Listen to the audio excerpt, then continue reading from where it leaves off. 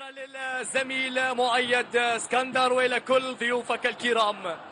بسم الله الرحمن الرحيم. مشاهدينا ومتابعينا الافاضل ايها الاحبه في كل مكان، طابت اوقاتكم بكل خير واهلا وسهلا بكم في الشامبيونز ليج الافريقي في التوتال نركيس، حيث قمه الجيران، لقاء العرب، مواجهه ليبيه سودانيه سيذكرها التاريخ ويدونها الكاتب بالبونت العريض. اكتب في بلاد المختار، في بلاد الحضاره والاثار، في ليبيا، من الجبل الأخضر إلى شم، وصولا لعروس بحرنا إلى العصية، حيث استقرت سفينة زرقاء تحركت من شارع النيل بحثا عن مجد وتاريخ وفرحة لشعب حزين لتواجه مشوار أحمر طويل لا يعرف معنى الانكسار والاستسلام. فك على سيد الأولين، وهذه كرة في البداية ومراد يتصدى أول الكرات الهلالية والمباراة من دون إشارة. كرة هلالية بنكهة ليبية على أرضية ملعب شهداء بن هلال، الآن الكرة على اليسار، الكرة للهلال والحمد لله يأتي لبعد.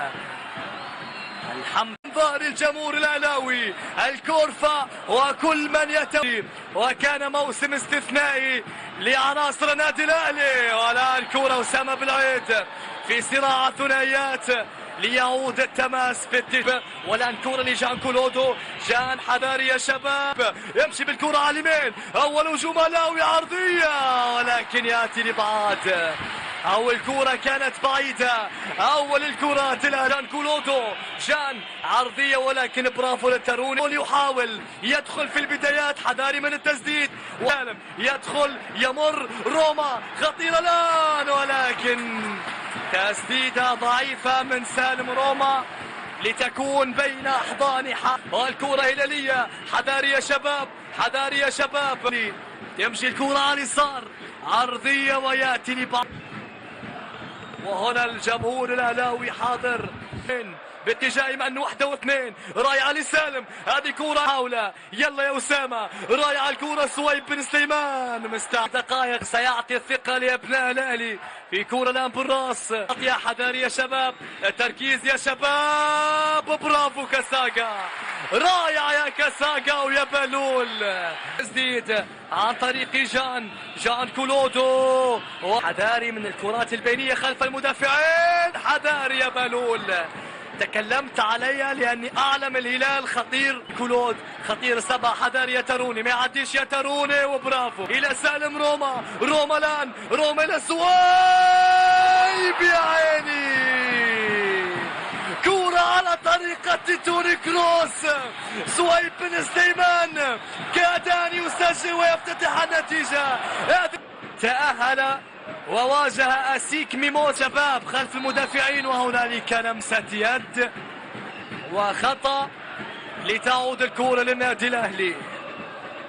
ستيفن حذاري والكرة وهمية كانت أمام الأسرى الألمان. روما بن سليمان الآن، سويب تسديدة يا سويب، تعاند الأهلي يا سويب، تعاند الأهلي يا سويب. لا في كرة خلف المدافعين الآن بالعيد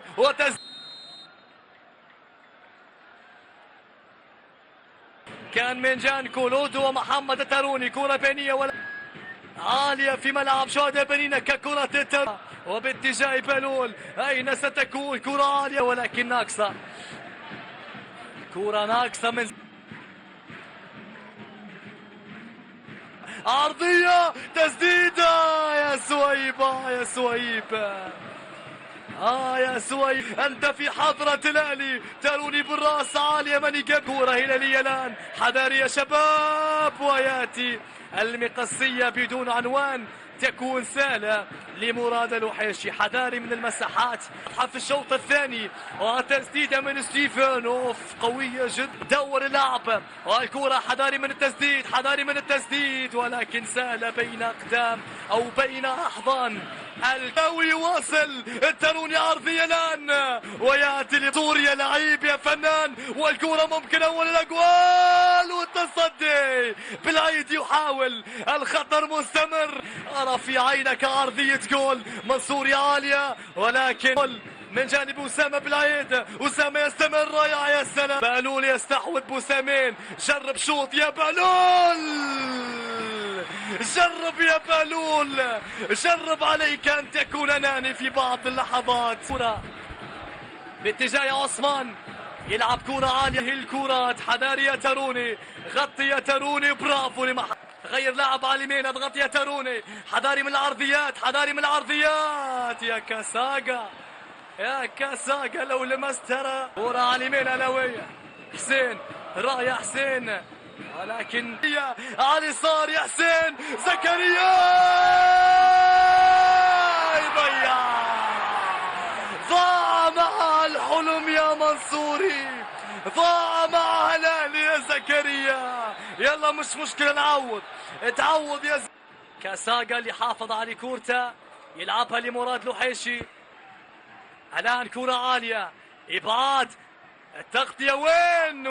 حذاري من جاك كولودو، حذاري يا تروني، حذاري يا تروني، وبرافو يا مراد، برافو يا مراد، حذاري يا تروني. بيا للتروني، بحث عن مساحات، البحث عن مساحات.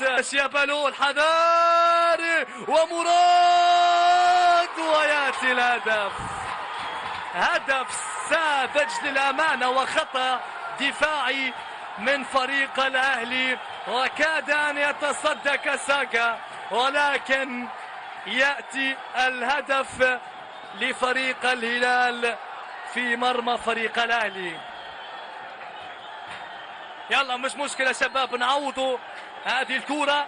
الدخول كان من محمد غربال، والتصدي، شوف الكرة هنا كان ما يستلمش، كاد أن يبعدها بهلول بوسامين أو كاساغا، ولكن يلعب الكرة عالية مراد، وخروج لحارس من باتجاه جون حيرة، وصراع الآن، حذاري من الأخطاء، وحكم مباراة يلعب التماس الجانبية، والكرة بالرأس، تسديدة، أي كرة أخيرة يا مفتاح، يا طقطق يطلب المساندة، اللي كان استحق أن يسجل هدف واثنين.